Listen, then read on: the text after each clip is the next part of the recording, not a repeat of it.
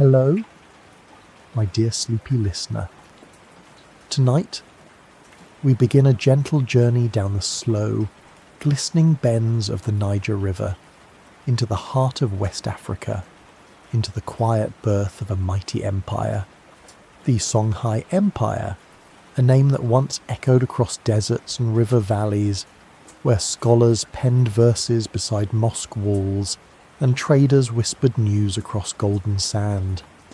Before you drift away into peaceful slumber, please take a moment to like this video, leave a gentle comment about your favourite historical moment, and subscribe to keep these soothing tales coming your way.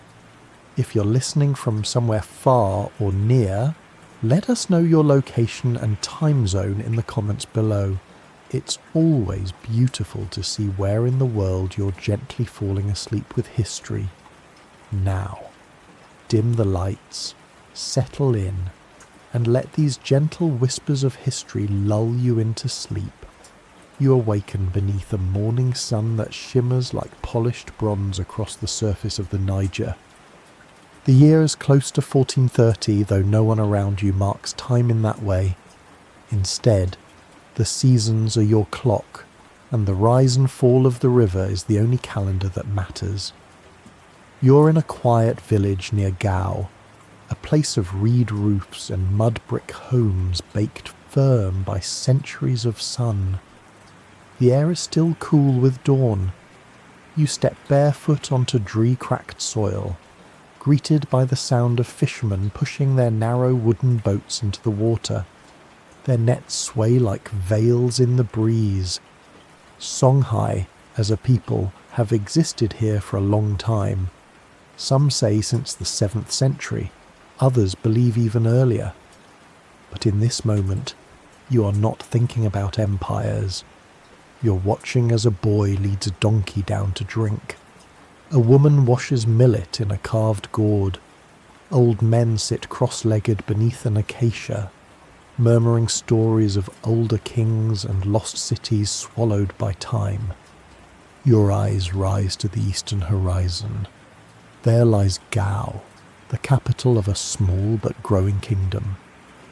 It is not yet mighty, but there's something stirring.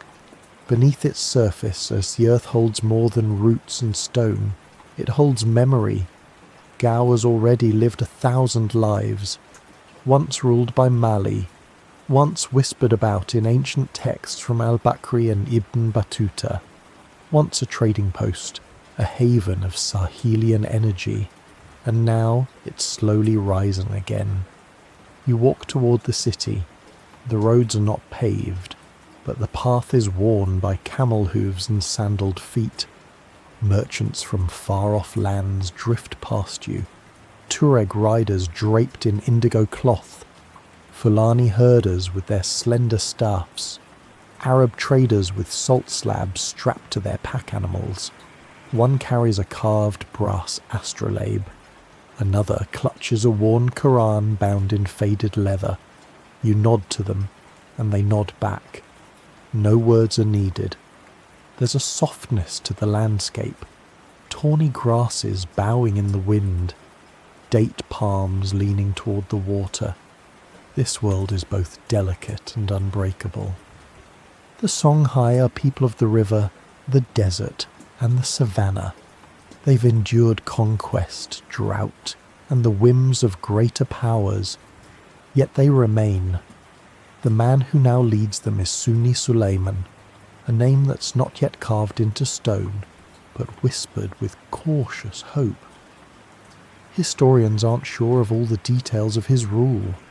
Some believe he was a patient ruler, consolidating quietly, avoiding direct confrontation with the remnants of Mali's authority. Others think he ruled in his brother's shadow, preparing the throne for a stronger successor.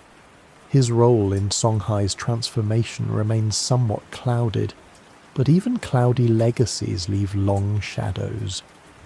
You pause at a market stall where a woman is pouring honey over dried figs. She smiles at you.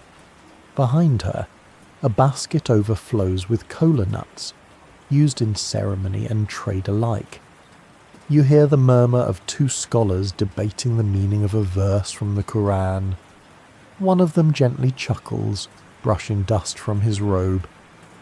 The city may be modest for now, but it hums with quiet thought, steady movement, the rhythm of a place that is becoming something more.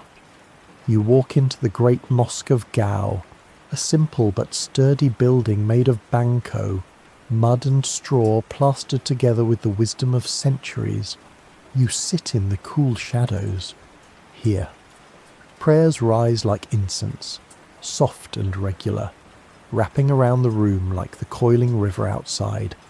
And yet, something stirs beyond the city walls. Songhai's neighbours, Mali to the west, the Mossi to the south, and even the Tuareg beyond the dunes, are watching closely. They know what you feel in the air. This place is beginning to shift. You step once more outside. The heat is rising with the sun now. You find a shaded spot near the city's edge, where tall grasses sway and dragonflies skim the water's surface. Here, beneath a sky wide enough to carry the dreams of 1,000 generations, the seeds of empire settle in the earth. Someday soon, they will sprout. But for now, you close your eyes to the hush of the river. The smell of millet porridge cooking somewhere nearby drifts gently through the air. You rest in a moment before history turns its next page. You awaken again on the riverbank, where dawn spills across the shallows like liquid amber.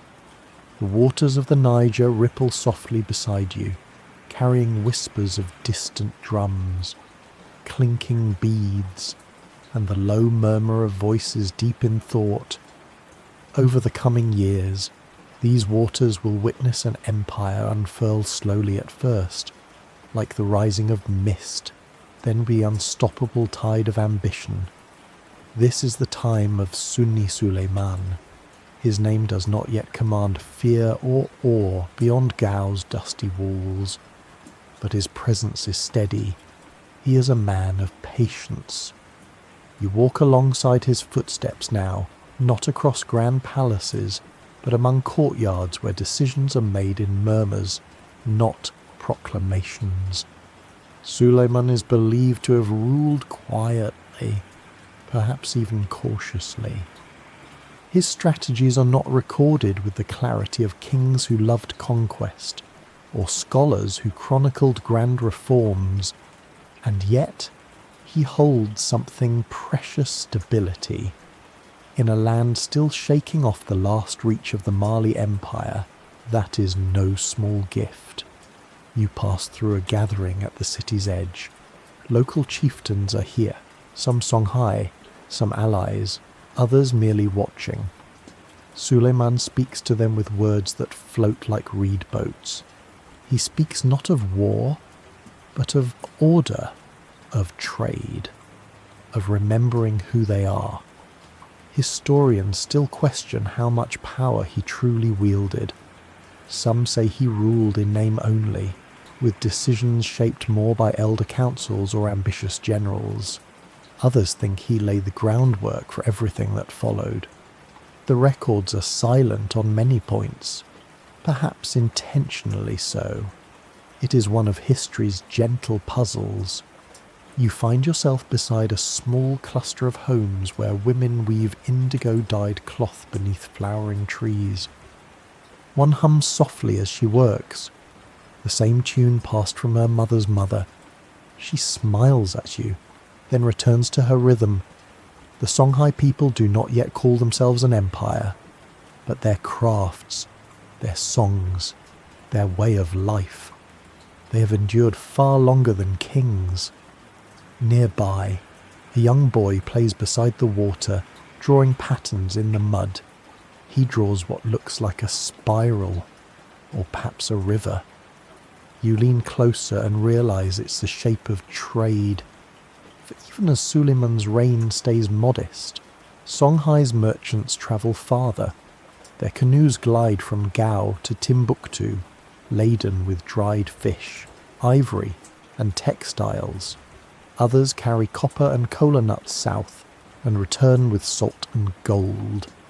These are not the flashy riches of palaces, but the lifeblood of cities.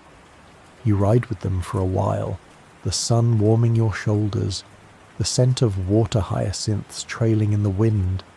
At night, they sleep beside their boats, wrapped in woven cloaks beneath starlight that paints the sky in quiet ink. A griot by the fire tells a story of ancient Ghana, of how power rises and falls like the moon. One merchant stares silently into the embers. "Will we rise like that?" he asks softly. No one answers, but all listen. Back in Gao, Sulayman's court is modest. The walls are thick and earthen, the chairs simple, but maps are being drawn, names are being whispered. Timbuktu, Jenne, Agadez, Kukia cities not yet joined, but now drifting like stars into the same sky. One evening, you find yourself in a garden behind the palace. It is not large, just a patch of tamarind and calabash trees, but Sulayman walks here sometimes.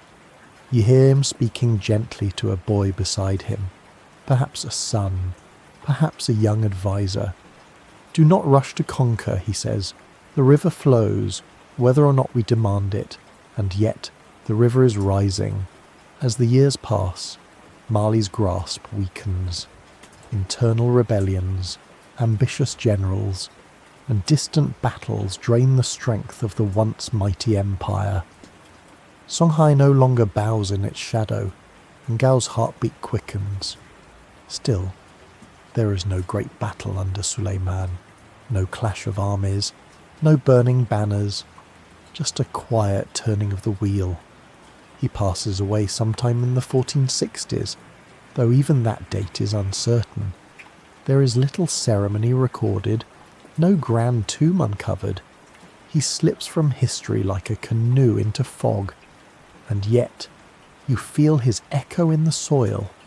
The structures he preserved, the calm he protected, they are the soil in which greater things will soon grow. As the sun sets, you sit beside a market fire, where an old man tells the younger ones. Sometimes it takes a quiet king to prepare the path for a loud one, and indeed, that loud one is coming. Soon. The smell of smoke and spices greets you as you awaken in the heart of Gao. The sun has not yet reached its peak, and already the city stirs like a giant stretching its limbs. The year is now edging closer to 1464, and the rhythm of the Songhai people grows stronger, more assured. Traders, scholars, soldiers, and farmers move through the streets with purpose. The air carries a sense of anticipation. Something is changing. You walk toward the stables, where proud horsemen are tightening the leather harnesses of tall, muscular steeds. These are the cavalry of Songhai, the proud sons of the savannah, wrapped in long cotton robes dyed deep with indigo, their iron spears glinting faintly in the morning light. Their horses, strong and lean, are the heartbeat of the empire to be. The army is growing, and so is the ambition that stirs behind it. The new king is Sunni Ali, a name that echoes even now in the minds and people. You don't see him yet. He is elsewhere, preparing. But already, you can feel his presence. It's in the sharpened swords, in the tightened belts, in the quiet words passed between commanders. His rule has begun. Sunni Ali is a warrior first, where his predecessor Sulayman whispered. Ali will roar. He's said to be bold, calculating, and often ruthless. Not everyone will adore him, but everyone will remember him. You mount a horse and ride slowly through Gao's outskirts.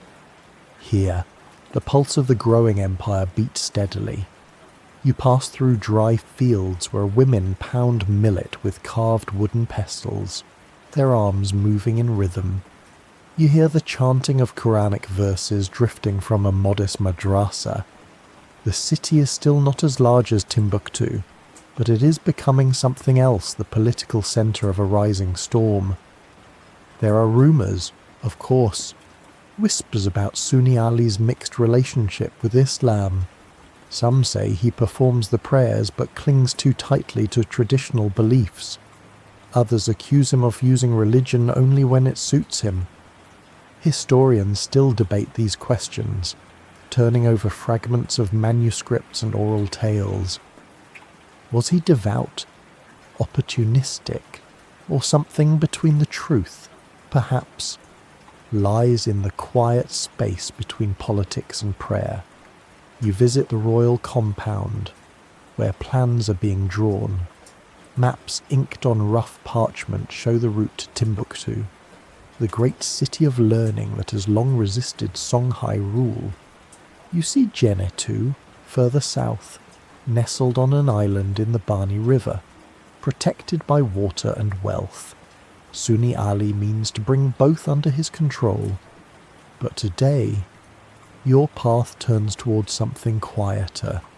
You find yourself in a small courtyard behind the barracks. An old smith is shaping iron stirrups for the cavalry. You sit beside him as the forge glows orange. Horses, he says, are the wings of Songhai. Without them, we do not fly. You nod, watching as he carefully etches a tiny symbol onto the finished piece, a crescent moon, nearly invisible unless the light catches it just right. My brother, he adds, says Sunni Ali is the moon. Calm now, but growing. Later, you wander to the edge of Gao, where the river widens and calms. A canoe drifts by, carrying baskets of kola nuts and rolled cloth. The merchant nods to you, and for a moment, you both sit in the silence that hovers over calm water. It's a silence thick with potential. Behind you, the city carries on. Children chase each other through alleys. Drummers rehearse for an upcoming ceremony.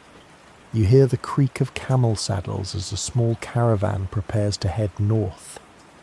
You learn that Sunni Ali has begun a series of military campaigns. Not grand battles yet, but smaller conquests, steady pressure. He pushes against neighbouring regions. He tests the resolve of rival cities. He studies the weaknesses of his enemies. One day, you walk into the chamber of a historian. He is transcribing a local version of events into Arabic script. These are not just wars, he tells you softly. They are tests. Sunni Ali is not interested in just taking cities. He wants to change the rhythm of power in this land. That night, you sleep in the courtyard beside the barracks. Horses whinny softly in their stalls. The air smells of dust, sweat, and oil. You feel the weight of iron nearby. Swords, stirrups, shields. This is not yet the Songhai Empire of legend. But the smith's words return to you without horses. We do not fly. And now, the wings are stretching. The dawn air is sharper now as you awaken near the banks of the Niger once again. But this time, the river feels different. Faster, louder, more restless. You're still in Gao, but it's no longer the quiet city of traders and teachers you first encountered. The streets are more crowded, the soldiers more numerous. Fires burn late into the night, and drums beat just before sunrise. Something is stirring deep in the bones of Songhai, and its name is Sunni Ali. The year is 1464, and Sunni Ali has taken the throne. You wander through the city at mid-morning, walking past the dusty training fields where cavalry practice flanking manoeuvres under the shouted orders of their commanders. The horses snort and stamp, their hooves sending up small clouds of yellow dust. Nearby, young boys carry water in leather sacks. and blacksmiths hammer fresh edges onto spears. There's an energy here now, a restlessness that clings to every corner. Sunni Ali does not sit idly on a throne of ceremony. He is a warrior ruler, and he leads from the front. You're told of his early raids, swift attacks on nearby rebel towns, decisive blows that surprise even veteran generals. His strategy is not built on drawn-out negotiations or long-winded declarations. He believes in movement, force, and decisiveness, and the people begin to believe in him, too. Yet, not all are at ease. You find yourself seated in the shade beside a travelling marabout, a man of scripture and quiet wisdom. He sips date tea and lowers his voice as he speaks. Sunni Ali prays. Yes, but his hand is still heavy. Some say he fears the scholars more than the warriors. You raise an eyebrow. Timbuktu watches. The marabout adds, and they do not all pray for his success. Indeed, Sunni Ali's relationship with Islam and with its scholarly class is complicated. He supports Islamic practices, yes, but does not always bow to the authority of the ulama. He's as likely to consult a diviner as he is a cleric. This dual path causes friction, especially in the minds of the educated elites of Timbuktu, a city that values scholarly tradition as highly as the sword. Still, Sunni Ali is not afraid to act. He turns his attention toward the very city that doubts him, Timbuktu, jewel of the Niger Bend, long held by the Tuareg. Though it is a city of scholars, it is also a strategic prize. Controlling it means controlling the intellectual and commercial artery of West Africa. You travel with his forces, slowly but steadily marching westward along the river. The terrain is flat but dry, the sun relentless. Along the way, you pass villages where elders come out to bow respectfully, offering gourds of milk or strips of dried meat. Not all are eager to join his empire, but most do not resist, not openly. By the time you reach the outskirts of Timbuktu, the tension is thick enough to feel in your chest. The Tuareg are caught off guard. Some flee north, others attempt to negotiate, but Sunni Ali moves quickly. With a calculated mix of diplomacy and intimidation, he seizes the city.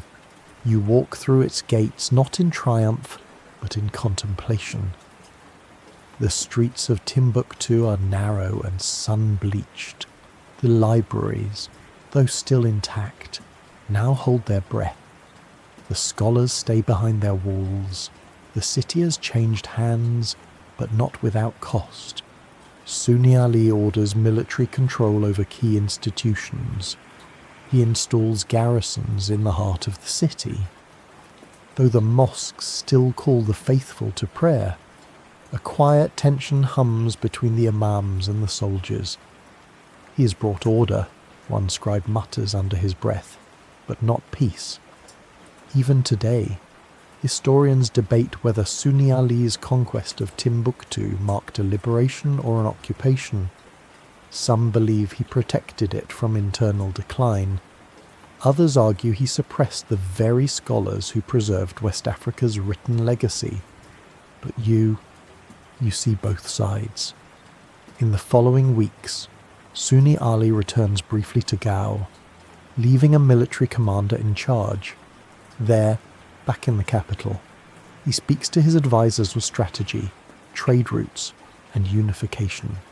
His dream is not just of conquest, it is of empire, one that stretches across rivers and deserts alike. You spend one evening alone, walking the western walls of Gao.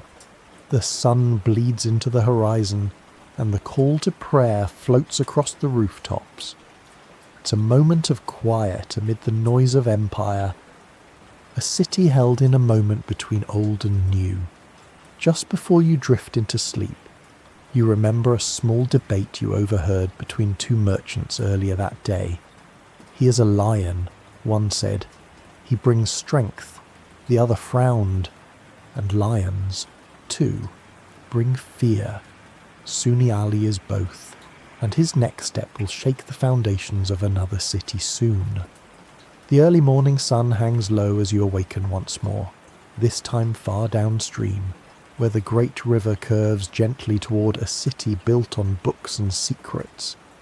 Timbuktu is behind you now, under Songhai rule, but ahead lies Djenné, a city no less legendary.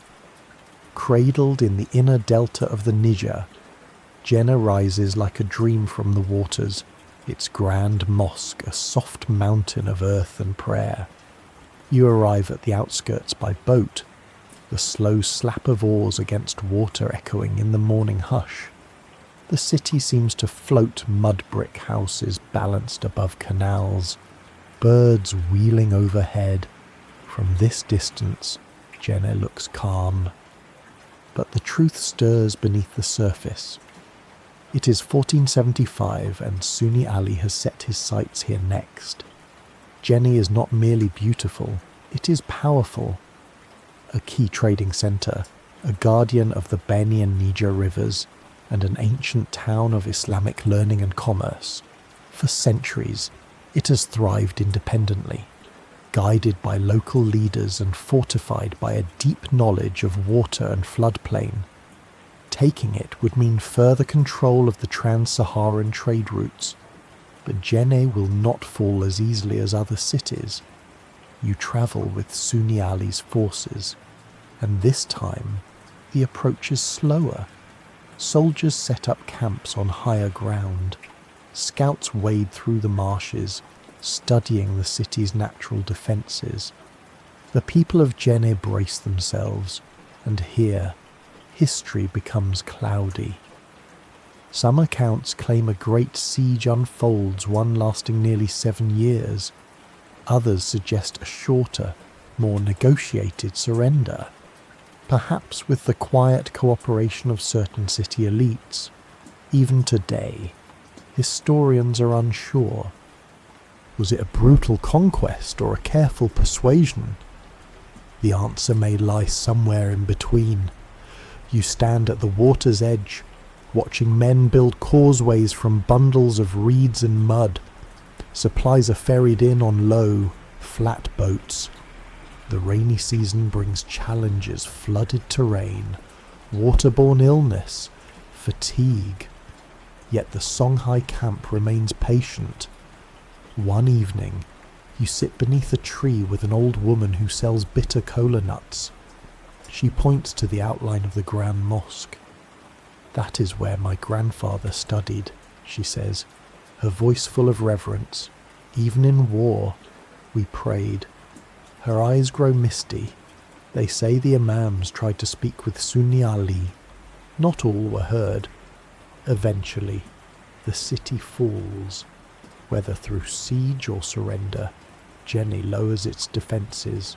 You walk through its narrow alleys, marvelling at how even the walls seem to hum with memory.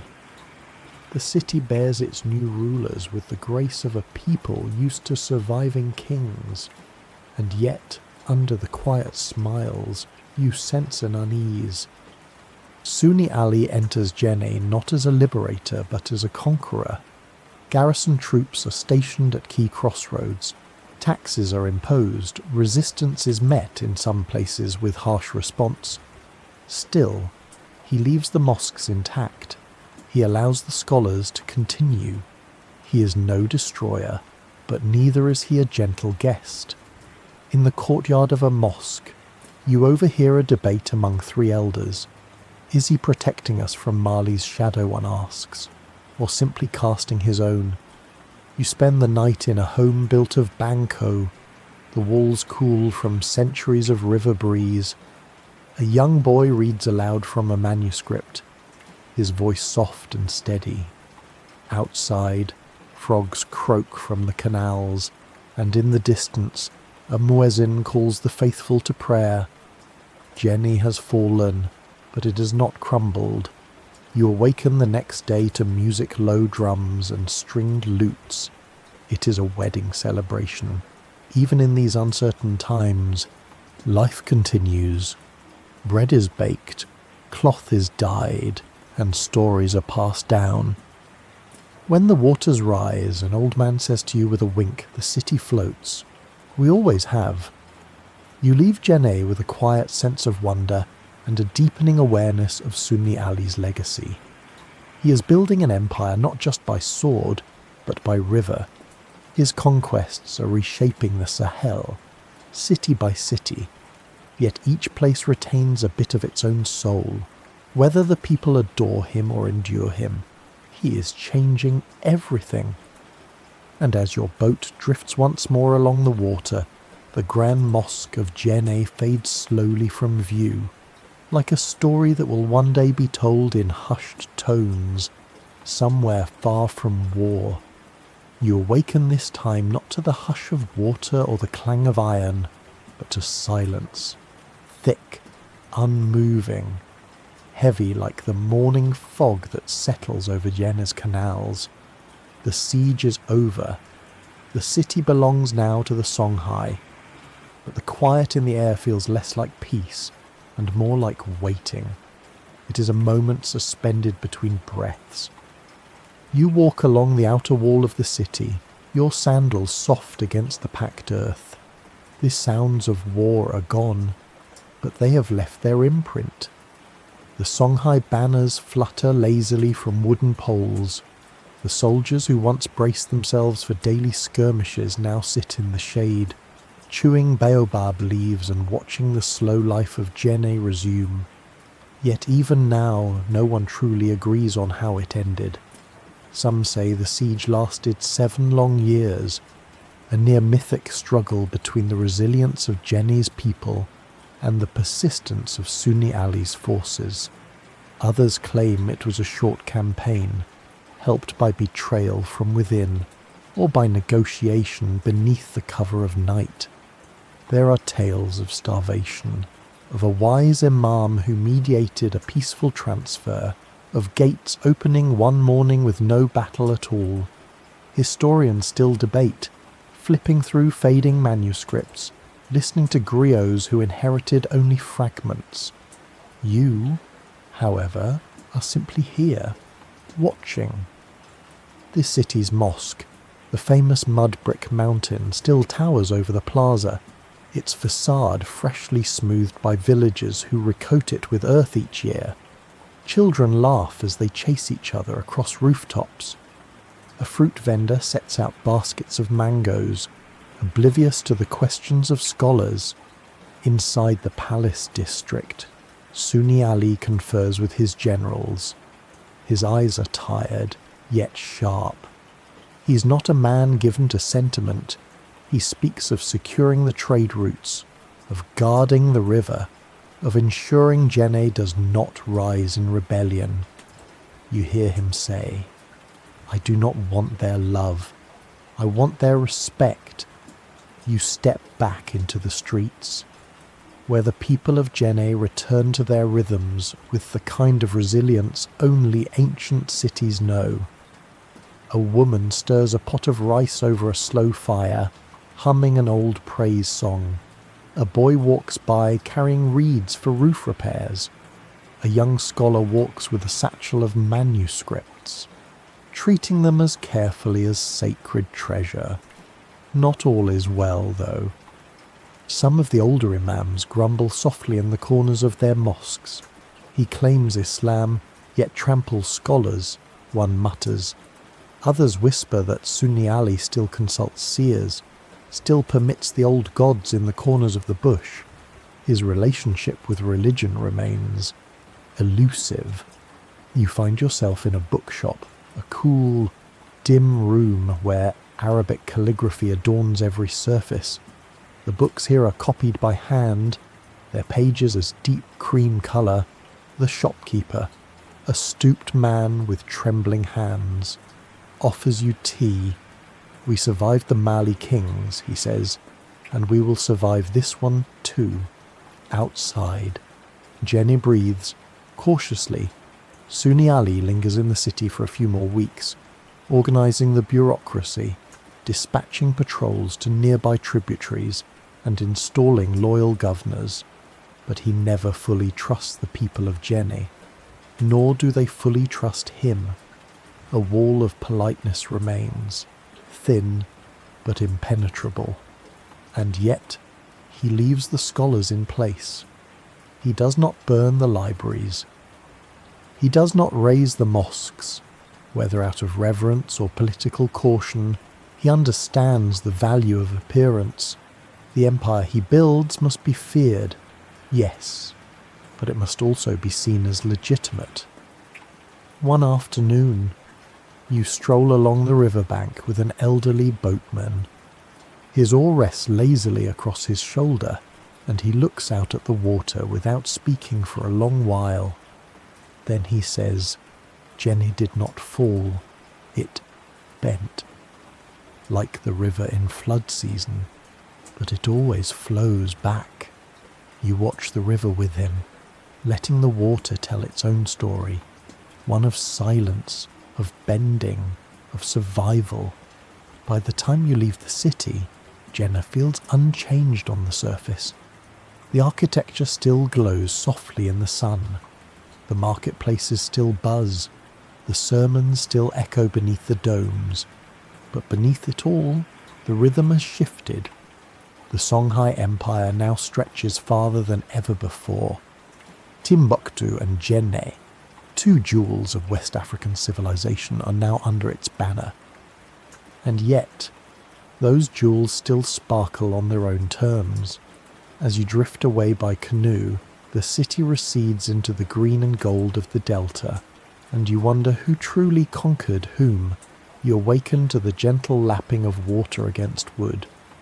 The world sways slightly beneath you, not a dream, but a boat drifting steadily down the Niger River. Around you, the dawn light splinters across the surface like shards of bronze. The air is cool and damp, heavy with the scent of fish, wood smoke, and distant rain. You're travelling with a group of Songhai merchants, quiet, observant men and women, dressed in flowing robes and wrapped in scarves to shield from both sun and sand. Their boat carries a little of everything: slabs of salt packed in straw, smoked fish wrapped in leaves, rolls of dyed cotton cloth, gourds of oil, sacks of rice. At the back, a quiet boy cradles a small bundle of gold dust sealed in goatskin. This is the heartbeat of Songhai now, not the clash of swords, but the rhythm of trade. You're somewhere between Jenne and Timbuktu, floating along the river that feeds the empire like a vein of life. On either side, green marshes open wide, dotted with villages where children run laughing beside tethered goats. Women bend at the water's edge, washing clothes or spreading out cassava to dry in the sun. The world here is both vast and intimate. The river connects everything. With both Timbuktu and Jenne now under Songhai's control, the empire begins to hum with movement. Canoes glide between cities with dispatches from Gao. Caravans cross the Sahel carrying salt and copper north, returning with textiles and books from Morocco, and sometimes even goods from the distant Ottoman world. You dock briefly at a riverside port, where a marketplace has sprung up beneath wide trees. The ground is muddy, but full of life. One merchant calls out the price of dates from Agades. Another sells amulets said to protect travellers from scorpions. A woman stirs a large pot of spicy stew, her ladle moving in time with her singing. A scholar approaches, his hands ink-stained and robes simple. He's just arrived from Sanko University in Timbuktu. We study the stars, he tells you softly, but it is the river that brings us news of the world. You nod, because it's true. The Songhai Empire is expanding not just through conquest, but through connection. Its wealth flows not from taxes alone, but from the golden triangle of commerce, salt from the north, gold from the south, and everything in between. You follow a shipment of goods northward now, travelling with a caravan toward the desert rim. It is slow going. The camels walk deliberately, their feet sinking into the sand. The traders wear long turbans to guard against the sun, and even their words feel measured, as if time itself slows out here. One evening, as the fire flickers and the stars emerge in full splendour, a young man tells you about the salt mines of Takasa. It's a land made of salt and wind, he says, but gold buys little there. They want food, cloth, and sometimes quiet stories. It's a reminder that wealth is not always what glitters. You return to Gao with one such caravan and find the city transformed. The markets are fuller, foreign dialects drift through the crowds. There are more scribes now, recording transactions, drawing maps, preparing letters of trade that will cross thousands of miles. The bureaucracy grows to match the empire. A quiet class of administrators is emerging, men trained in Arabic script, able to manage tax records and oversee river ports. They are not warriors, but they are just as essential. One day, you find yourself in a classroom where boys sit cross-legged, reading aloud from wooden tablets smeared with ink. Their teacher corrects their recitation gently, tapping the floor with a stick for rhythm. These boys may one day become judges, governors, or envoys. The empire rests not only on horseback, but on memory, literacy, and law. And yet, not everything is certain. In the quiet corners of the empire, some whisper about discontent. Not all cities accept Songhai rule gladly. Tensions simmer between tradition and administration, between the oral and the written, between the power of the elder and the ink of the scholar.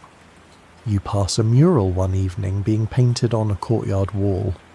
It shows a lion standing beside a tree, its paw resting gently on the roots. A child watches the painting take shape. It's Sunni Ali, he says. They say he conquered with teeth, but he also gave shade, a soft irony, perhaps. For while war expands the borders, it is this trade, education, daily life, that gives the empire its soul. And as you drift once more along the moonlit river, the empire moves with you slow, vast, living. You awaken beneath the open sky, wrapped in the quiet cool of early morning.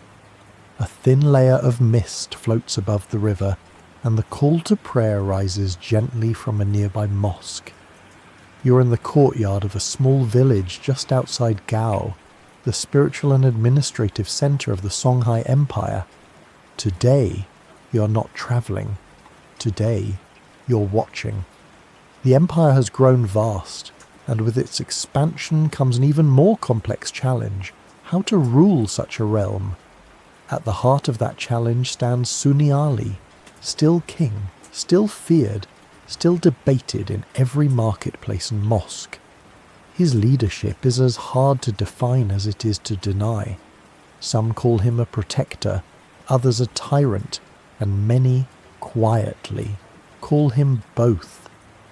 You find yourself seated in a mosque near the riverbank, built of sun-baked mud and timber beams.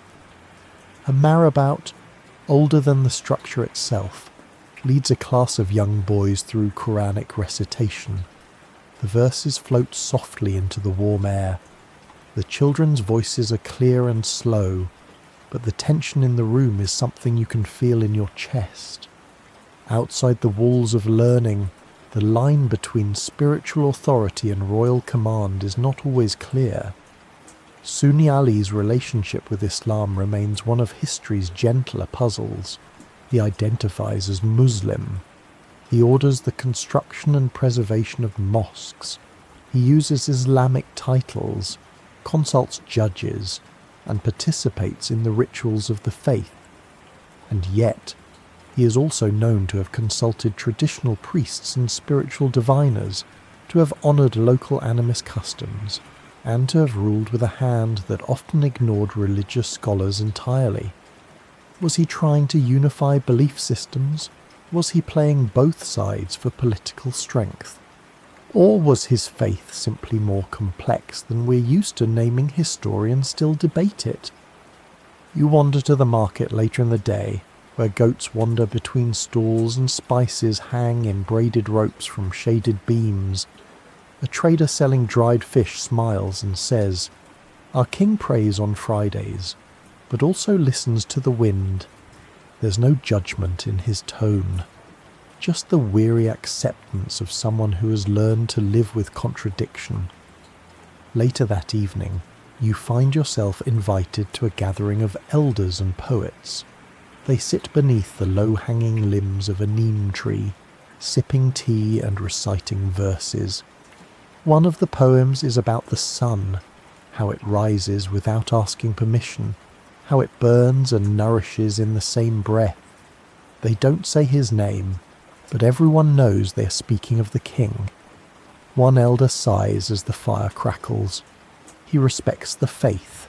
Yes, he says softly, but only so far as it bows to the throne. And when it does not, well, the throne does not bow back. You remember the stories whispered about Sunni Ali's treatment of the scholars in Timbuktu, that some were exiled, others silenced, that the libraries, though untouched, were guarded with suspicion, that sermons had to be careful, words chosen like stepping stones across a flood.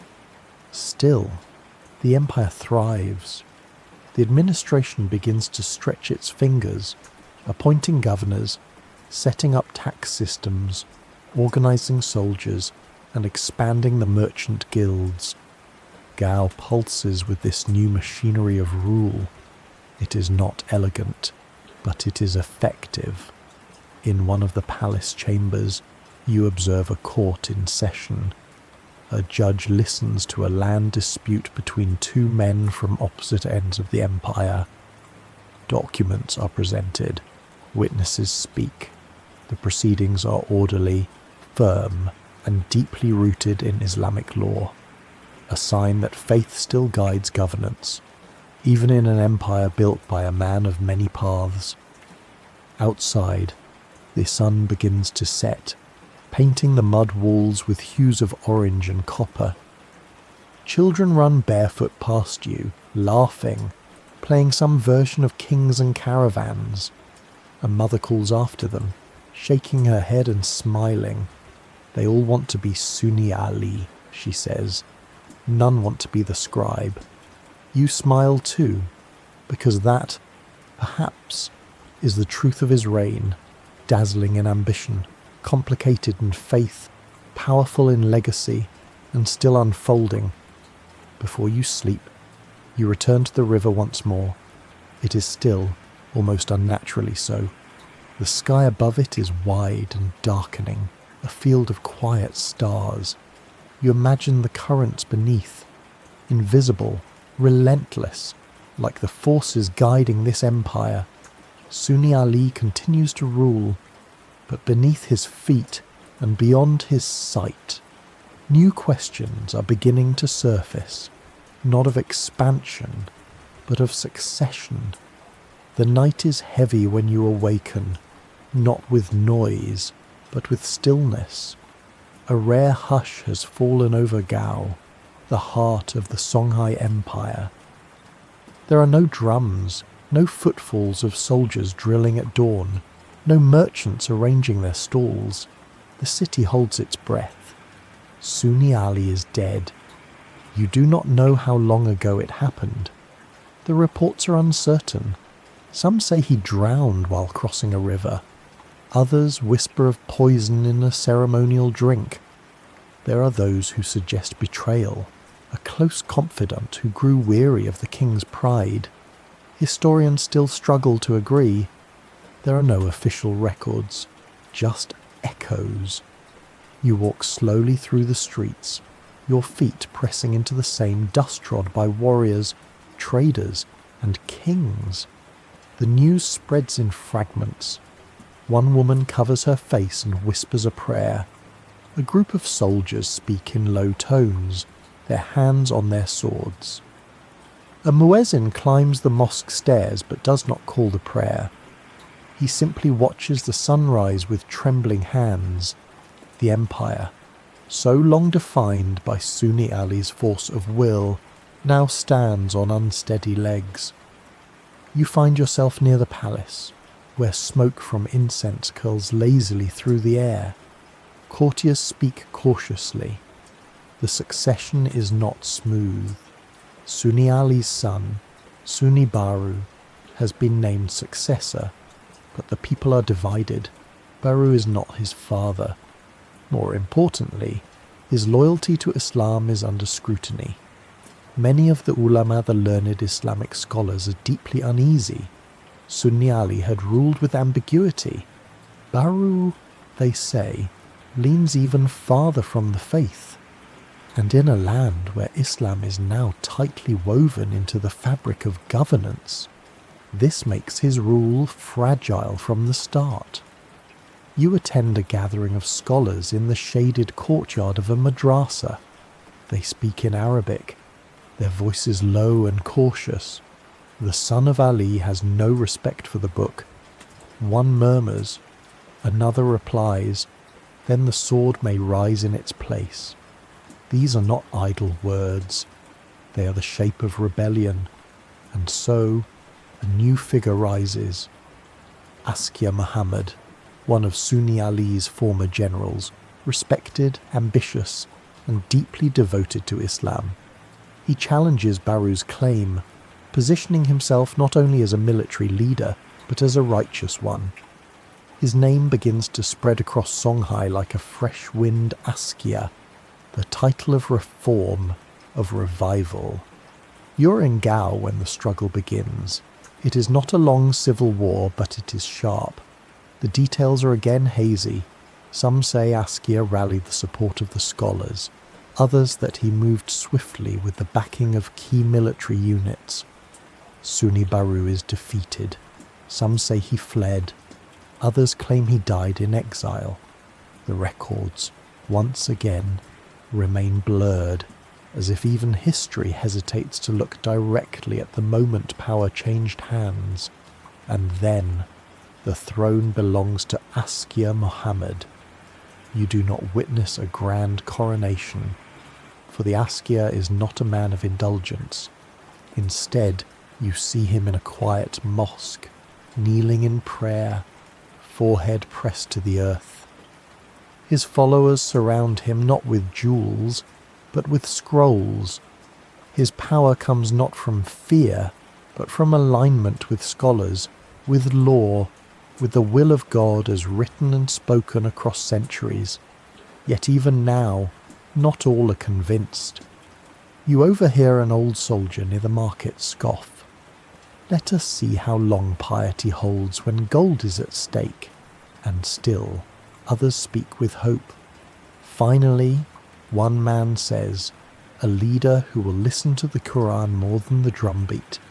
In the months that follow, the empire begins to shift not outward, like under Sunni Ali, but inward. Structures are reinforced, new governors are appointed, the legal system is reviewed. Scholars from far lands are invited to visit. It is not just a change in leadership, it is a redefinition of empire. One evening, you sit beside the river where the call to prayer echoes gently across the water. Children play nearby, tossing pebbles into the current. A young girl points to a coin in your hand, newly minted with the name of Askia Muhammad carved in elegant script. He is the new sun, she says solemnly, the one that prays for us all. The words linger. Sunni Ali's legacy remains, unshakable, complex, forceful. But now, another path has opened. one not just paved by conquest, but by guidance. The empire stands again. Its centre has shifted, but its edges remain strong. The question is no longer whether Songhai can conquer, it is whether Songhai can endure. And under the Askia, that journey has only just begun. The air smells of parchment and candle wax as you awaken inside a cool, stone-walled chamber in Gao. The murmur of voices drifts through a lattice window. Scholars in mid-discussion beneath the morning sun. Outside, the empire continues to bustle, but within these walls, the rhythm is slower, careful, and deliberate. Askia Muhammad now wears the crown. And you, dear listener, have awoken into the early years of a reign unlike any other in the Songhai story. The year is 1493, where Sunni Ali ruled by force, Askia Muhammad rules by form, where Sunni Ali balance between beliefs. Askia declares a clear allegiance to Islamic law, to scholarly counsel, to the path of the Quran. He has not just seized a throne, he has reshaped its meaning. You rise and step through the palace grounds, where ministers and governors come and go, scrolls tucked under their arms. The empire under Askia is transforming into a highly organised machine. New titles emerge, new offices are created, taxation becomes more consistent, court proceedings more structured. Askia surrounds himself with advisors fluent not in the clang of battle, but in the grammar of law. One of them greets you as you pass, a quiet man with inky fingers and a satchel filled with folded documents.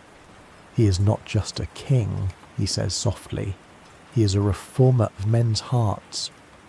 And indeed, you see it. Askia begins to standardize the empire's legal system, basing judgments on Islamic jurisprudence. He strengthens the authority of the qadis, the judges, in major cities like Timbuktu, Jenne, and Gao. He requires that officials understand the Quran, that governors know the law they enforce. You sit in on a court hearing in a shaded courtyard, where a land dispute is calmly resolved by referencing both local tradition and verses from scripture. The people listen closely. There is no shouting, only patience. Askia's reforms extend beyond the courtroom. He reorganizes the military, separating it from palace intrigue.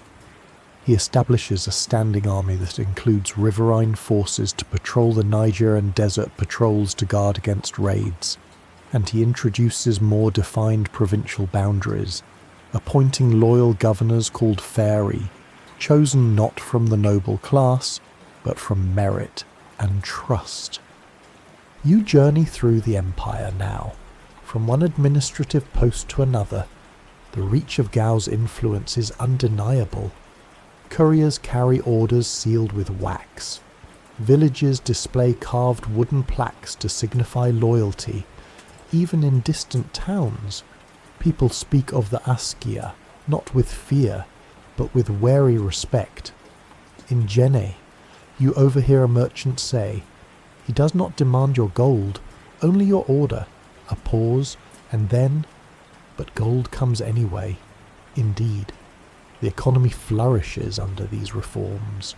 With a more efficient tax system and better protection for trade routes, merchants prosper. Caravans are less likely to be harassed. Ports become safer. Markets grow. But Askia is not only interested in trade or taxes. His mind reaches beyond Songhai's borders. He sends envoys to the Maghreb and Egypt.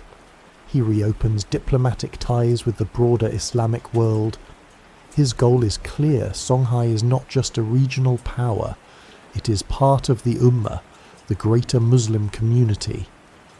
And this vision soon leads him on the most sacred journey of all. You first hear whispers of it in the mosque courtyards. The king will make the Hajj. Just like Mansa Musa before him, the golden legend of Mali, Askia will journey to Mecca. But this time, it will not be a parade of opulence. It will be a statement of devotion and legitimacy. You walk beside the preparations, camels being loaded, guards appointed, scribes writing royal letters for distant rulers. The pilgrimage is no small affair. It'll take months. It will be remembered for centuries. Yet even as he prepares to depart, Askia continues to govern. His trust in delegated authority is deep, and his reforms, once fragile, are becoming woven into the empire's daily life. Still, not all is perfect. Some within the nobility chafe at his power. Others feel alienated by his strict religious expectations. There are murmurs in the desert, small stirrings of rebellion, but they are distant, barely forming. For now, his authority is secure. Before you close your eyes once more, you sit by the river at dusk. The water moves steadily, so too does the empire, not with the surging force of Sunni Ali's conquest, but with the measured flow of Askia's order. A fisherman casts his net nearby and hums a tune older than any king.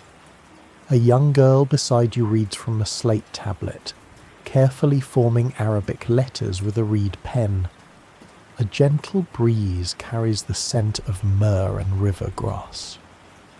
You realize that you are witnessing not just power, but legacy.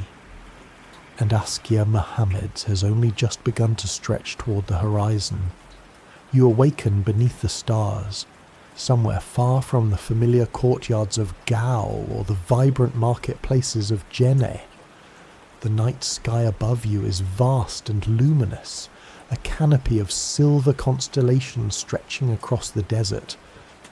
You're lying beneath a canvas tent, pitched along the ancient trans-Saharan trade route, a path trodden for centuries by merchants, mystics, and kings. But now, it carries something more: the great pilgrimage of Askia Muhammad.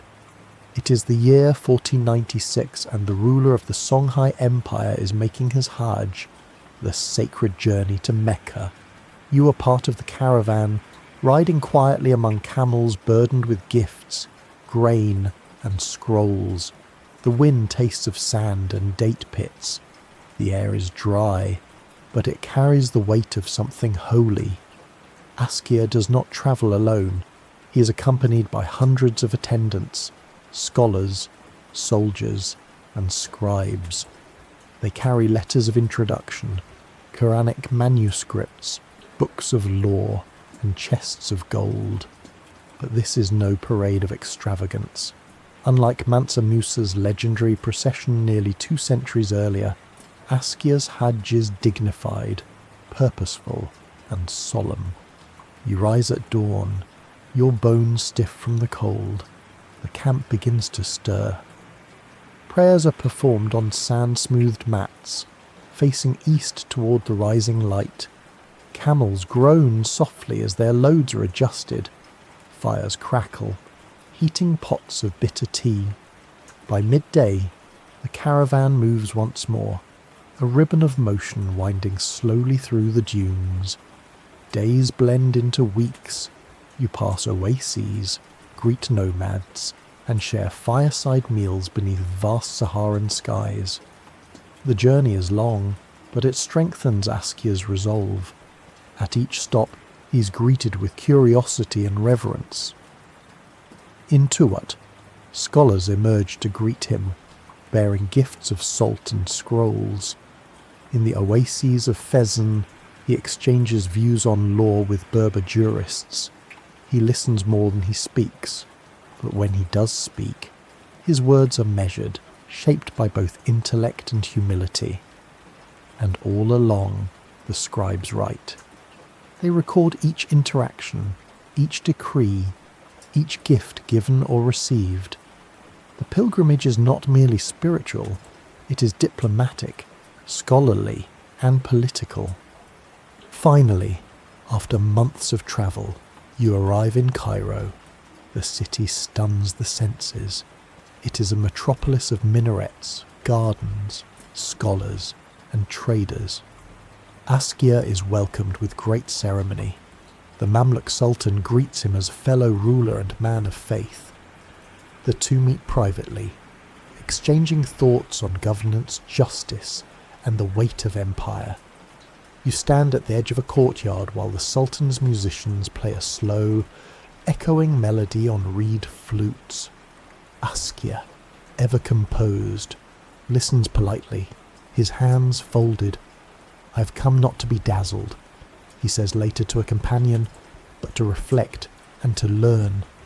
During his stay, he visits Al-Azhar University, one of the most esteemed centres of Islamic learning. There, he confers with theologians and jurists, exchanging books, ideas, and even teachers. He invites scholars to return with him to Songhai, to strengthen the intellectual foundation of his realm. This pilgrimage is more than a personal devotion. It is a declaration that the Songhai Empire stands among the great Muslim powers of the world, not just by its armies, but by its ideas. The journey continues. From Cairo, Askia presses onward toward Mecca. The road is narrow, lined with pilgrims from across the Muslim world, Persians, Turks, Arabs, Africans, all share in this ancient obligation, this movement of bodies and souls toward the sacred. And when Askia Muhammad finally enters Mecca, he does so quietly, not in procession, but in prayer. You watch as he circles the Kaaba with bare feet, his face softened by humility. There are no titles here, no thrones, no soldiers, only devotion. He completes the rites with sincerity and offers prayers not just for himself, but for his empire, for justice, for knowledge, for peace. On the journey home, he is changed. You see it in the quiet intensity of his gaze, the renewed purpose in his speech. He has become more than a king. He has become a guardian of something eternal. And he returns with gifts far more lasting than gold scrolls of law, treaties of friendship, new teachers, and a deeper conviction in the principles of Islamic governance. Back in Gao, the reception is grand but dignified. People gather at the river to welcome him, not with fireworks, but with open palms. The scholars of Timbuktu and Jenne send envoys to pay respect. The people line the roads, some weeping, others whispering prayers. You return with him to the palace, your feet sore, your heart full. The pilgrimage is over, but its light has only just begun to spread. Askia Muhammad now rules not just with the authority of a conqueror, but with the moral weight of one who has stood among the faithful in the holiest of cities, and returned not to command, but to serve.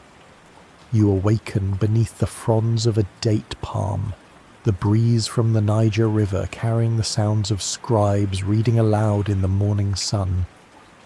You are back in Gao now, but the city has changed, not in shape, but in spirit. The scent of ink seems to linger in the air, and the quiet confidence of an organized empire pulses through its streets. It is the early 1500s. Askia Muhammad, having returned from Mecca, is no longer simply a king. He is an institution, a reformer, a model of Islamic governance on the African continent. Today, your path leads you not through markets or mosques, but into the cool rooms of the imperial administration. These buildings, simple on the outside but heavy with purpose, are the engine rooms of the Songhai Empire. Here, decisions are shaped not by sword or shout, but by parchment, quill, and seal. You step softly into a chamber where secretaries sit in rows, transcribing tax records onto wooden tablets and tanned sheepskin scrolls. Their hands move quickly, with the muscle memory of routine. One lifts his head and offers a gentle smile. Each line we write, he says, is a brick in the foundation of peace. Askia's reforms have created a remarkably efficient system of governance. He divides the empire into provinces, each overseen by a governor, or pharaoh, appointed for merit rather than bloodline. These governors report back to Gao on matters ranging from trade to security to judicial decisions. You sit with one such official, a man from the western province of Takrur.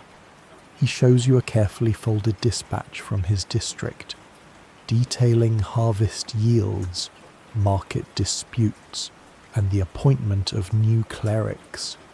The empire is large, he says, but we're connected by the rhythm of law.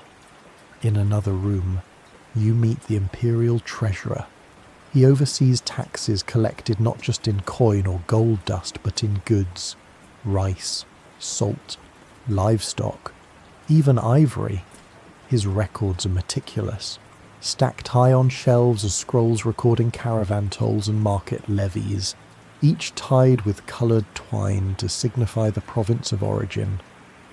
But Askia does not rule only through bureaucrats. His legal reforms reach deep into daily life. Islamic law, the Sharia, is not imposed with iron, but invited with structure. Judges are trained and appointed in major cities, and disputes are settled according to Quranic principles. You witness one such trial in a shaded courtyard, where two merchants debate over a debt. The judge listens patiently. There is no shouting. He refers to a copy of the fiqh, the body of Islamic jurisprudence, and delivers a ruling both clear and merciful. The two merchants bow in acceptance and leave with handshakes. Justice here is not a show, it is a daily ritual. Still, the empire remains a blend of many traditions. You journey southward for a week and reach a border village where animist customs remain strong. Offerings are still left at sacred trees. Dances are performed to honour ancestral spirits, and yet Askia's governance allows for this pluralism so long as civil law remains uniform. A local chief tells you he respects our ways, so long as we respect his courts. It is a fair trade. You return to Gao and climb to the rooftop of a mosque at dusk. Below, the city glows in the golden light. Couriers ride in from distant provinces. The river glints like molten copper. The empire breathes. Askia's reforms reach even into the military. You learn that the army now operates under formal divisions, infantry, cavalry, and river patrols. Soldiers receive rations and housing. Training is regular. Corruption among officers is punished, not just by removal, but sometimes with exile. Discipline, much like faith, is central, and yet not everything runs smoothly. Askia's growing bureaucracy has made some nobles uneasy. The scholar class, while respected, also holds considerable influence, and with influence comes tension. You hear quiet whispers in the palace corridors. He has built a fortress of paper. Someone mutters, "Let us see if it holds against steel." And then there is the matter of his age. Though still active, Askia Muhammad is no longer young. His eyes, once sharp and penetrating, now blink slowly in the sunlight. His beard is fully white. He walks with a carved cane. Though he tries to hide the limp, he still governs, still attends mosque prayers, still listens patiently to petitions. But time has begun to speak louder than he does. You sit in the library courtyard one evening, and a young student reads aloud from a text copied in Timbuktu. When a just ruler governs with the pen and the book, he reads, his memory will outlive the walls of his city. A pause. The boy looks up. Do you think the Askia will live forever? You don't answer, but in the soft quiet of Gao, in the glow of a city organized and inspired, the legacy already feels carved in stone. You awaken to the muffled rustle of palm fronds swaying outside your window, the morning light filtering through carved wooden shutters. Today, you're in Timbuktu, a city once conquered by force, now embraced as a jewel of Songhai's golden era, and here, under Askia Muhammad's patronage, learning does not simply survive, it flourishes. You step out into the narrow streets where sand shifts softly underfoot, and the breeze carries the scent of parchment, ink, and roasted millet. The walls are made of mud and straw, but inside them are treasures more valuable than gold libraries, schools, and minds sharpened by centuries of quiet study. The Sankor Madrasa rises before you, not a palace, but a beacon. Its towers are simple, yet proud, topped with wooden beams that stretch toward the sky like outstretched fingers. Inside, scholars sit cross-legged beneath shaded arches, discussing theology, mathematics, astronomy, and poetry. The halls echo not with footsteps, but with ideas. You're guided by a scribe, a soft-spoken man with calloused fingers stained black from ink. This room, he says, holds treatises on medicine from Andalusia. That one, Arabic grammar from Fez. And here, he smiles, pulling a scroll from a shelf, is a poem written by a merchant's daughter in Jenne, 200 years ago. You listen as he reads the verses aloud, his voice like dust and music, telling of the river, of the stars, of longing and praise. It is in this moment that you begin to understand the Songhai Empire, under Askia's reign, has not only claimed land, it has inherited and nurtured a civilization. Everywhere you turn, knowledge is alive. Students study under fig trees, memorizing Quranic passages etched onto wooden tablets. Others debate in the open-air courtyards, arguing fine points of law with the passion of poets. Teachers come from as far as Cairo and Fez, drawn by the city's growing reputation, and all of this supported by Askia Muhammad's vision. You learn that he has endowed the madrasas with grants from the imperial treasury, that he has ordered the copying of manuscripts and the construction of more libraries, that he encourages his governors to send their sons, and sometimes their daughters, to study here. The scribes are busy. Shelves groan under the weight of books written in Arabic, Songhai, Fulani, and even Hebrew. Timbuktu has become more than a city. It is a lighthouse in the desert, a place where wisdom is traded more richly than gold. You speak with a visiting scholar from Morocco who has come to study theology. He tells you, in Cairo, they speak of Songhai as a backwater, but they do not know this place. Here, knowledge is not imported, it is grown. Later, you visit a modest home near the mosque of Sidi Yahya. Inside, a family of scholars tends to a private library. The father binds books. The mother recites lines to their children. Every week, she tells you, we write one new page. It is not much, but it is ours. Evening falls. You sit by the window of a scholar's house, listening to the fading call to prayer. In the distance, the moon rises over the desert, turning the dunes into waves of silver. You hear soft chanting, students reciting under oil lamps, their voices barely louder than whispers. But for all its light, Timbuktu is not without shadows. There are tensions, subtle but present. Some scholars are uneasy with Askia's firm grip on religious authority. They admire his support, but wonder whether he meddles too deeply. When kings appoint clerics, one elder tells you cautiously, faith begins to bow to power. There are also those in Gao who resent Timbuktu's prestige, seeing it as elitist, distant, foreign, and others, farther out in the empire, who feel left behind while the cities grow fat with scholarship and grain. But for now, the centre holds. You sleep that night among manuscripts, wrapped in the scent of dust and ink. The wind hums through the shutters, and your dreams are filled with quiet voices debating the age of the stars, the limits of law and the mercy of God. Timbuktu, under Songhai rule, is not merely enduring, it is illuminating the empire from within.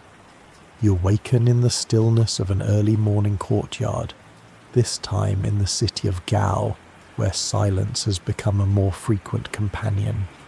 The sand is cool beneath your feet, and the birdsong is soft, uncertain, as if even nature senses the shift in the air. Askia Muhammad, once the fierce reformer and pilgrim king, now walks more slowly, his cane tapping steadily through the palace halls. His robes are no less fine, his gaze still commanding, but time has worn its familiar groove into his steps.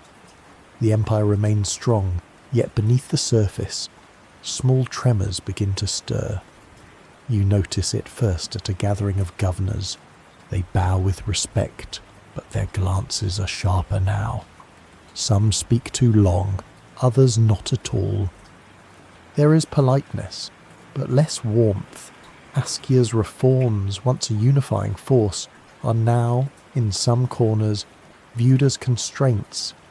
Then you hear the first whispers, a son, a nephew, a general. Voices begin to rise around the edges of the court, testing the quiet. Askia's family is large, his inner circle once loyal, but power has a way of loosening ties with age. You pass two servants in the corridor murmuring about the crown prince, or perhaps a younger brother. Even they are unsure. There is no open rebellion, no clash of steel, not yet. But the palace feels like a drum held just before the strike. You spend a day in the audience chamber, where Askia sits on a low platform surrounded by scribes, judges, and visiting dignitaries. His mind is still sharp. He listens carefully, leans forward to ask precise questions, and makes judgments rooted in both law and experience. But when he rises, slowly, gripping his cane, the chamber falls unusually quiet. He is still the emperor. But for how much longer? Outside the court, the cities thrive. Timbuktu's libraries remain busy. Jenez River traffic hums with movement. Merchants speak of salt caravans returning from the Tahaza mines, of gold from the southern forests, of students arriving from as far as Cairo and Tripoli. But the strength of a river is not only in its flow, it is in the channels that feed it, and some of those channels now show signs of silting. You hear of tax collectors growing lax, of governors keeping a little too much for themselves, of judges bending rulings in favour of their kin. These are not signs of collapse, only of drift, but the direction is unmistakable, and at the heart of it all, the family. Askia Muhammad's sons begin to jostle behind closed doors. You hear that some urge him to retire, others, more quietly, seek to undermine him. One evening, a scholar from Timbuktu sighs as he reads aloud. Even a wise man cannot command his son's ambitions. Historians would later debate whether Askia's decline was due to age, politics, or divine will. But here, in this moment, you see it unfold with slow clarity, not as a fall, but a fading. He attempts to manage the tension. He appoints a trusted son as successor. He reorganizes the court.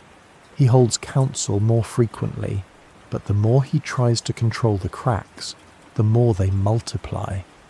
You are there the day he is quietly deposed, not with banners, not with swords, but with formality. His sons meet. The decision is made. The old king is led to a quiet villa outside the city, comfortable, even dignified, but far from the palace he built. Askia does not protest. He walks slowly down the palace steps, stops for a long moment at the threshold, then turns his gaze to the river beyond. The sun catches the edges of his robe. His eyes, though dulled by age, carry no fear, only the weight of memory. In his final years, Askia is said to have gone blind.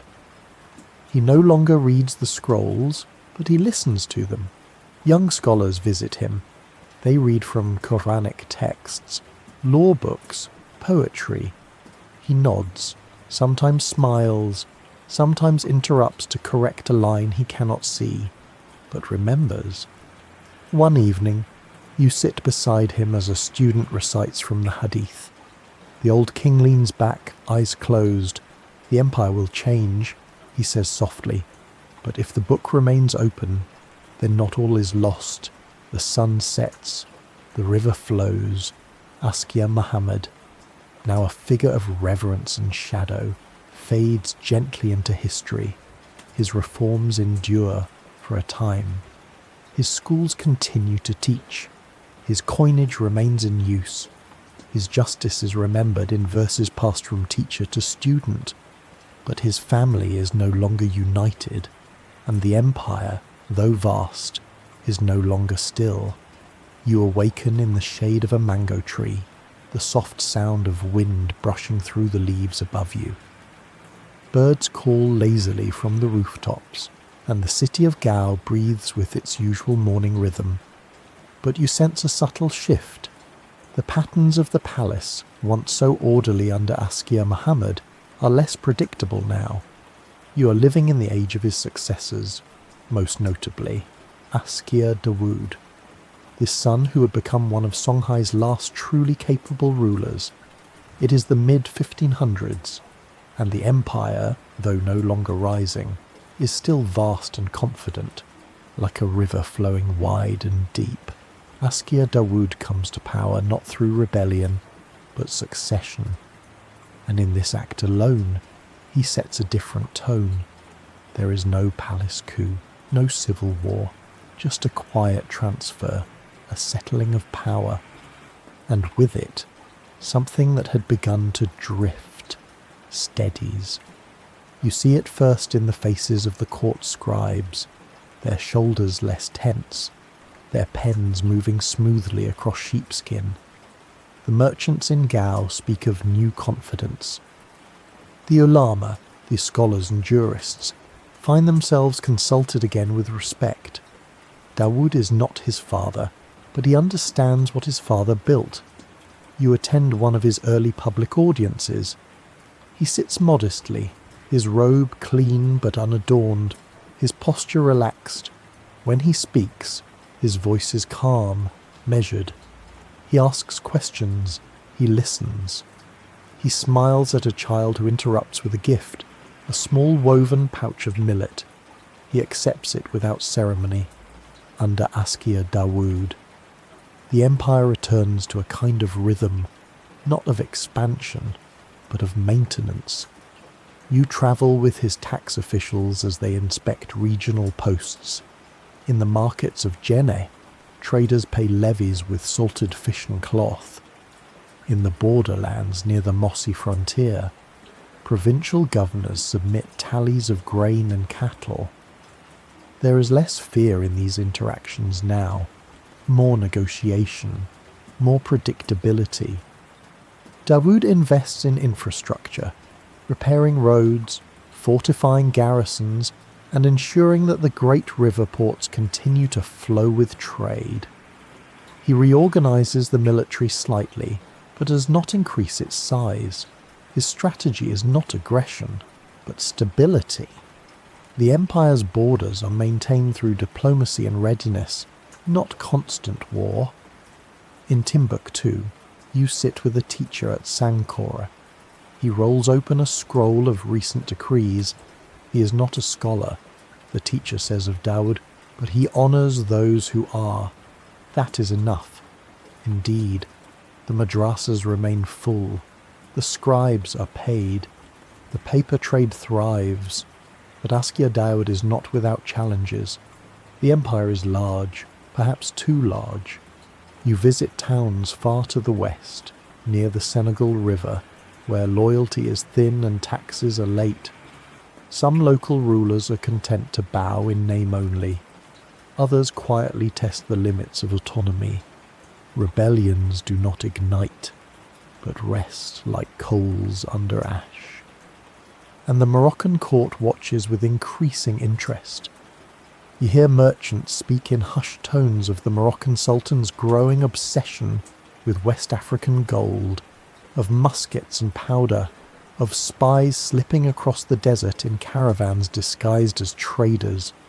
But Dawood, for now, maintains peace. He strengthens ties with coastal peoples, renews old treaties, and reinforces desert patrols. One evening, you join a council of elders in a small village near Gao. The sky above is heavy with stars. They speak not of gold or war, but of balance. A king who does not feed the empire with fire, one says, must feed it with care. And Dawood does care. He reigns for decades, nearly 40 years, one of the longest in Songhai's history. Under his watch, the empire remains intact, respected and efficient, but still, it does not grow. There are no great conquests under Askia Dawood. No cities fall, no dynasties crumble before him. His greatness lies in preservation. He is the calm after the storm, the firm hand that prevents chaos. And perhaps, for this moment in history, that is what Songhai needed most. You visit his court near the end of his reign. He moves slowly now, his beard streaked with grey, but his mind remains sharp. He speaks with the delegation from the house estates, reminding them of a treaty forged by his grandfather. He listens to a dispute between two traders from Jenne, quoting a ruling written by a scholar decades before. And when a young prince asks him why he has not marched north to confront Morocco, Dawood only smiles and says, "A tree does not chase the wind." Wise words. But even the strongest trees eventually weather a storm they cannot resist. And far to the north, the wind is beginning to rise. You awaken to the faint scent of dry wind and distant fire, the kind that clings to travellers returning from long, uncertain roads. The court of Gao is still active, but the steps echo more loudly now, and the laughter in the palace gardens has grown more brittle. Askia Dawood is gone. He passed quietly, without spectacle, after decades of balance and peace. But with his death, the strong tether holding the empire's many parts together begins to loosen. You sit in a narrow alley near the Gao Mosque, where two elders argue about succession. His son should rule. One insists. "No," says the other, "his cousin is wiser." Neither man raises his voice, but the air carries tension, nonetheless. And you know this is no isolated conversation. Within a year, multiple claimants rise. Some are sons, others nephews. Each declares their right to the throne, citing bloodlines, legacy, and divine favour. The court becomes a stage of factions. Alliances shift like sand in a windstorm. Generals swear loyalty, then switch sides by dusk. The once orderly bureaucracy begins to stall. You sit beside a weary court scribe who rubs his eyes as he tries to sort the edicts issued in the last month. 3 kings in 2 seasons, he mutters, and not one who rules the whole. This is the beginning of Songhai's unravelling. Outside of Gao, Provincial governors begin to assert independence. Some refuse to send taxes. Others quietly declare autonomy. The merchants in Djenné, once so reliable, begin to protect their own interests, rerouting goods away from imperial tariffs. Even Timbuktu, ever the jewel of Songhai's mind, begins to look inward. Still, there is no single collapse. Not yet. You travel with a caravan through the empire's middle regions, along roads that still hum with activity. Salt is traded for grain. Pottery is exchanged for fabric. The people continue to work, to pray, to live, but their eyes no longer turn so often toward Gao. In one town, you speak with a young schoolteacher. "We teach the laws still," she says. "But I cannot tell my students who the emperor is this week." She smiles gently, but there is something uncertain behind her eyes, as if the stars have shifted in the sky, and no one is yet brave enough to say so. And then the news begins to spread, quietly at first. A message wrapped in folded cloth, a whispered name repeated in caravans: Morocco. You hear it first from a merchant newly arrived from the desert, the Moroccan Sultan. Ahmad al-Mansur is amassing weapons and soldiers. He has grown envious of Songhai's gold, salt, and its fabled cities. And more than that, he has muskets, gunpowder. The word rolls across the land like distant thunder.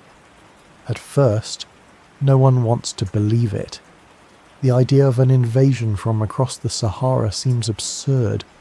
The journey is too long, the desert too cruel. What king would risk such a thing? But you know the truth, because you've heard the stories, seen the slow shift of alliances, the fraying of trust. The Moroccan army does come, and not with a whisper, with fire. You do not yet see them, but you hear of them in letters, in trembled stories. In towns far north, the sky glows red as fires consume outposts. Commanders fall, provinces are abandoned. You ride swiftly back to Gao, where the court is in chaos. Rival rulers argue about defense strategies. Some propose surrender, others demand immediate retaliation. There is no unity, only fear. Askia Dawood's wisdom is now desperately missed, but wisdom, like water, must be carried, and no one seems strong enough to lift the weight. In Timbuktu, the scholars fast and pray. In Djenné, the traders pack their stores, and in the desert, Moroccan muskets gleam beneath black flags. One evening, you sit alone on the bank of the Niger, watching as torches are lit across Gao's walls.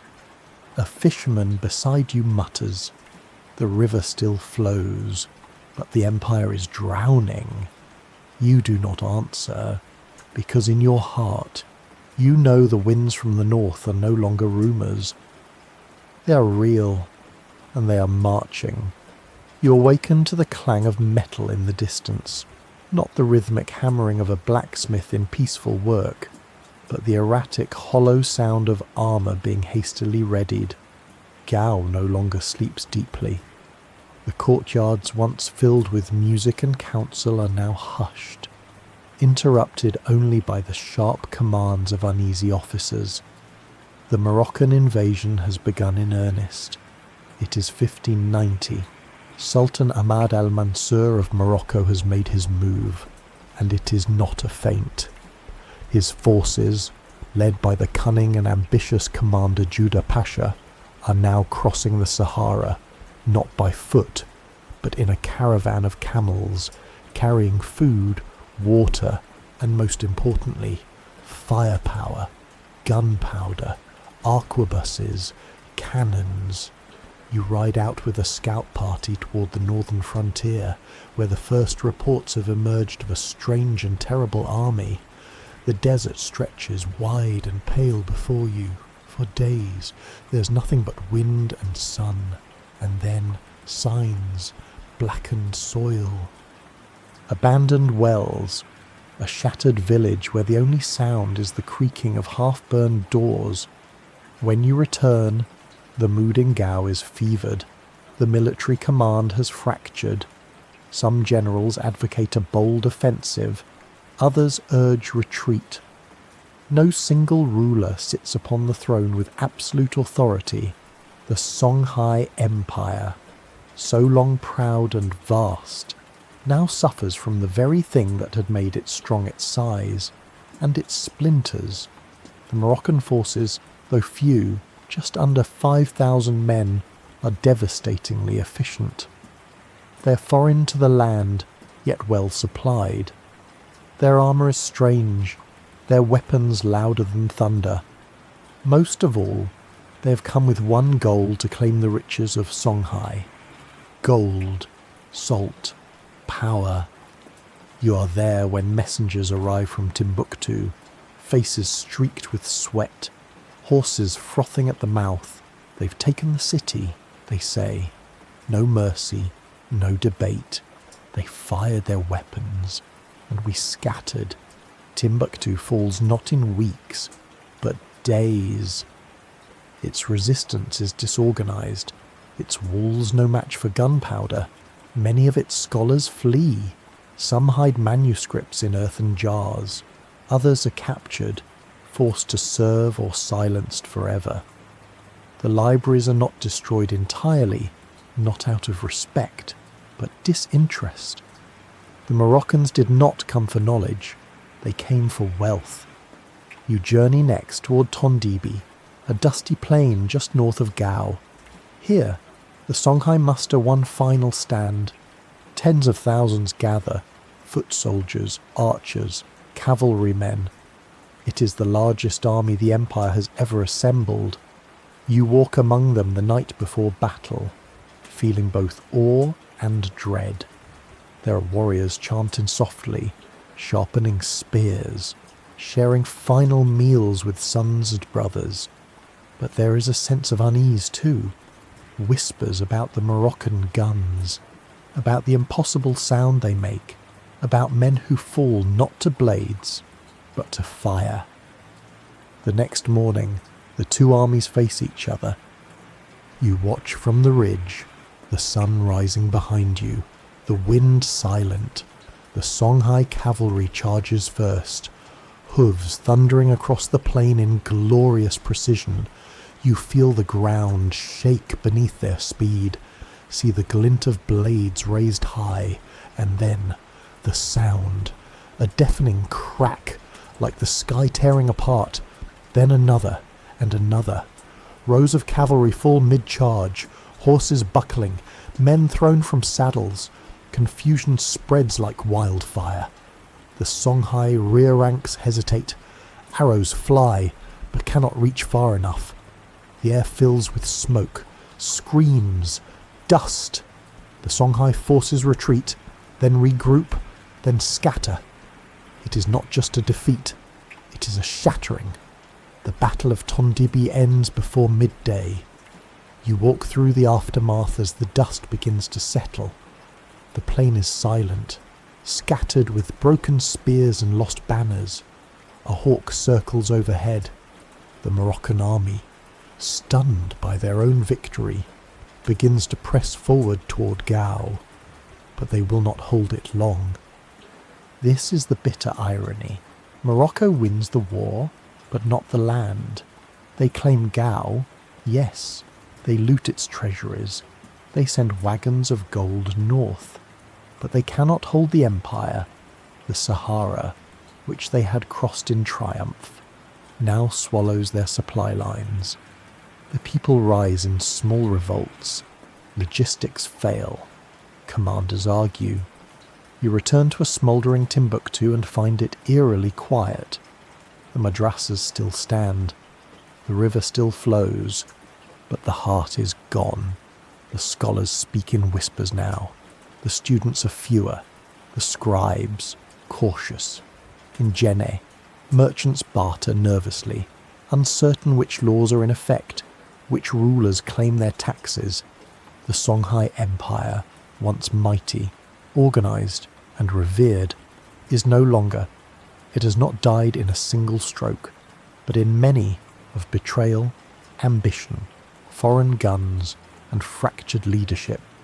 But its memory remains, in the recitations of scholars, in the lines of poetry carved onto old scrolls, in the maps that still bear the name of a golden empire by the bend of a river, and in the silence after the battle, where the earth still remembers the weight of hooves, and the sky still echoes with the sound never heard before. You awaken in a quiet town far from Gao, where the river winds more lazily, and the streets feel less watched. The air smells of cooling clay and early millet, and there are no banners above the walls, no royal messengers riding through. The empire is gone, and yet life continues. It is some time after the Battle of Tondibi, though few mark dates with precision now. The Songhai Empire, once a humming network of cities, governors, judges, and scholars, has fragmented into 100 smaller worlds. Each town now fends for itself. Each former province clings to whatever authority it can. You step through a marketplace where merchants sell dried fish, beside bundles of firewood and beads from forgotten caravans. A boy runs past with a goat. A woman kneels to repair her stall's reed awning. There is no imperial tax today, no overseer, no official seal, just barter, conversation, and the dull thud of survival. The Moroccans, having shattered Songhai's armies, attempted to govern. They installed administrators, they appointed military governors, but they underestimated the land, its breadth, its heat, its resistance. Communication with Marrakesh grew slow and erratic. Supplies thinned, rebellions flared. One commander was assassinated before sundown. Another vanished in the dunes. You pass a soldier's camp where a Moroccan flag still flutters, but the men wear fraying robes, neither locals with suspicion. They've come to take, one farmer says bitterly, but they cannot stay. And so, the land reclaims itself. In Timbuktu, some scholars return, brushing dust from manuscripts hidden during the conflict. The libraries remain, but their rhythm is changed. The old sponsors are gone, the stipends unpaid. Some teachers remain out of duty. Others leave for smaller towns where their wisdom is still wanted, even if unrecorded. You sit in the shade of the Sankore Mosque, listening to a young imam recite from a battered text. There are only a few listeners. One chews cassava root. Another stares off at the courtyard. He reads the same way his grandfather did. The older man beside you says, but the world is no longer listening. Still, knowledge survives. In the southern regions, beyond the reach of Moroccan patrols, local rulers emerge. Some are descendants of Songhai governors. Others are merchants or warriors who simply filled the silence. They create their own councils, sometimes invoking the old empire's memory. In the days of Askia, they begin, and everyone nods, but none rebuild the empire. Too much has been lost. The army is scattered, the administration hollowed, the trade routes fractured. And most of all, the unity that once bound Jenne, Timbuktu, Gao, and the provinces in one great pulse is gone. You spend a day walking through what remains of Gao. The palace walls are still standing, though the paint is fading. Children play near the steps once climbed by emperors. An old man sells sugarcane where tax officials once collected grain. The river glides by, unchanged. You speak with a woman who once worked in the treasury. They took everything, she says quietly. the gold, the scrolls, even the scales, but they could not take the river. And this is true. The Niger flows on, steady, patient, carrying with it not just fish and water, but memory. The empire, though fractured, lives in fragments, in a poem recited beside a cooking fire, in the ink strokes of a scholar writing in secret, in the silence before evening prayers. Some historians argue that the Moroccan victory marked the end of Songhai's legacy. Others say the empire's true decline began earlier, with internal struggles, succession disputes, and weakened cohesion. Perhaps both are true. Perhaps all great endings arrive slowly, on feet as soft as dust. You rest one evening beside a griot, an old oral historian, who plays a softly strummed ngoni and sings verses of the past. The lion ruled the riverbank, and gold flowed like water. But the lion grew tired, and the fire from the north came swiftly. Still, the river dreams of kings. He smiles at you. Not all empires live in stone, he says. Some live in song. And in that song, the Songhai remain, not as a kingdom on a map, but as a rhythm in the veins of West Africa. You close your eyes beneath the stars. The empire has ended, but its echoes are just beginning. You awaken in a canoe drifting down a silent stretch of the Niger River. There is no city in sight, no guards at the shoreline, and royal decrees or salutes. Only the rustle of reeds and the soft slap of water against wood. It is a stillness the old empire never knew, not during its rise, nor in its glory. And yet, here you are, drifting through the lands where empires once breathed. You're somewhere near Kukia, a city older than Gao, older than Askia, perhaps even older than Songhai itself. Few people live here now, but the bones of walls remain.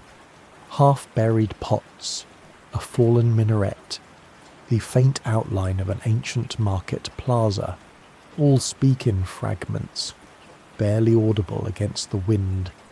This is where, centuries ago, the Songhai people may have first formed kingdom, long before the Mali Empire, long before the conquests, long before the Quranic schools.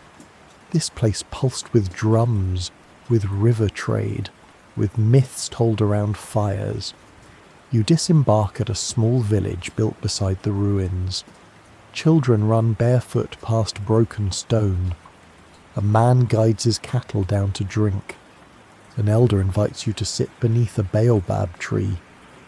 You share roasted maize and ask about the past. He laughs gently, brushing sand from his tunic. We are Songhai, he says. But that means different things to different people now, and that is the truth. The name Songhai lives on, not as a centralized power, but as a people, a language, a memory that refuses to be fully buried. It is spoken in market squares, sung in lullabies, whispered in prayers. There is no empire, but there is still identity. You travel next to a dusty town where an old madrasa leans into its own shadow. Inside, a young man copies texts with care, though the ink is faint and the pages are torn. My father taught me, he says, and his father taught him. One day I'll teach mine. He has never seen Gao. He's only heard of Timbuktu in songs. But the name Askia still means something, and the Quran, still recited, still memorized, binds this town to a golden past that shaped much more than land. Further south, you find a former Songhai outpost that has become its own small kingdom. They no longer use Arabic for governance. They follow local traditions. Yet, in the council hall, you find a weathered painting, a mounted cavalryman, robes fluttering, bearing a crescent-tipped spear. He's one of the old ones. A village head says with pride, Our people came from the bend of the river, before the fire, before the empire fell. There is no anger in her voice, only reverence. You pause on a hill one evening and look out over the Niger. The light of villages flickers in the distance. The stars emerge, uncounted and familiar. You think of the centuries that unfolded beneath these skies, of the footsteps that wore down paths now overtaken by grass, of kings who imagined their words would last forever, and of scribes who made it so. But empires, like riverbanks, erode. Their names remain, etched into maps, whispered in songs, sometimes written into stone. But the force that once held them together gives way to something older, something softer memory. Not all memory is kind. There were defeats, battles lost, scholars displaced, cities burned. But within the pain is also something enduring, the brilliance of governance, the resilience of trade, the elegance of faith expressed through law and poetry alike. And when you listen closely, you realize it's all still here. The Songhai Empire does not rise from these ruins, but it speaks through them, in every child learning to recite from a wooden tablet, in every trader who knows the rhythm of river markets, in every family who can trace their ancestors back to Askia's reign, or simply say, "My grandmother remembered the old ways." You drift once more into sleep beneath the stars, the river gently moving beside you. The empire is gone, but it has not disappeared. Its fragments shine quietly in the lives of its descendants, not in conquest, but in continuity. And tomorrow, the river will still flow. You awaken one final time by the river, the same Niger that bore canoes to market, carried warriors into battle, and whispered its secrets to scholars along its banks. But now, the world around you is quiet. The great cities of the Songhai Empire lie behind you, like pages in a well-read book, and you are drifting, not as a ruler, not as a merchant or scribe, but simply as a listener, a traveller through time. You pass by Gao, and though its walls are worn and its towers crumble into the earth, a few fishermen still cast their nets near the shallows. A child waves from a clay courtyard. A mother pounds millet in the same rhythm her grandmother once did. And if you listen carefully, you can almost hear the echo of an old royal drum, a beat remembered only by the wind. The empire in all its vastness is gone. No royal procession stirs the dust of Timbuktu. No caravan winds toward Jenne bearing tribute for the Askia. The court has no scribes. The soldiers have returned to farming. The judges have grown quiet. And yet, the river does not forget. You pass a bend where herders lead their cattle along a centuries-old path. One of them sings to his animals in a language shaped by Songhai lips. The words are old, but familiar. They speak of water, sun, and the patience of the earth. In a small school, tucked between two mango trees, children sit cross-legged in the dirt. A teacher writes letters in the sand with a stick. The alphabet is Arabic, the language, Songhai. The prayer they recite at midday, the same one spoken in Askia's court, flows like poetry across generations. Not all ruins crumble. Some are built into the soul. You spend the afternoon in a village courtyard, watching as two elders argue over a line of genealogy. My mother's mother, one insists, was born in Gao. The other nods and says, "But mine copied manuscripts in Timbuktu. They are both right, and neither of them needs to win, because the memory lives in both." You walk along the riverbank at dusk, your footsteps slow, You pass an old shrine built of stone and clay. No signs, no guards, just a place where someone long ago stopped to pray. You sit beside it. The air is warm. The birds quiet. The stars begin to rise like the first lamps of the heavens. In your hand is a small, folded parchment, a fragment of a poem once written in the royal court. We are dust and word, carried by water, held together by the breath of those who remember. You do remember, and that is enough. And now, my dear sleepy listener, the river grows quiet. You've walked the soft earth of empires.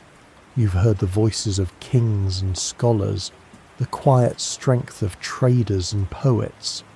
You've seen cities rise beside the Niger and fade gently into sand. You've watched history unfold not in thunder, but in footsteps, in whispered prayers, in ink flowing slowly across a page. The Songhai Empire, like all things, came from the river and returned to it, and though its flags no longer fly, its spirit still lingers in language, in memory, in the hush of villages as night falls. Let your thoughts settle now, like gold dust at the bottom of a bowl. Let your breath slow with the rhythm of the current. You have journeyed far across deserts, through courts, along caravans, into classrooms, and now you are home. Close your eyes gently. Let the stars carry you. Let the river sing to you.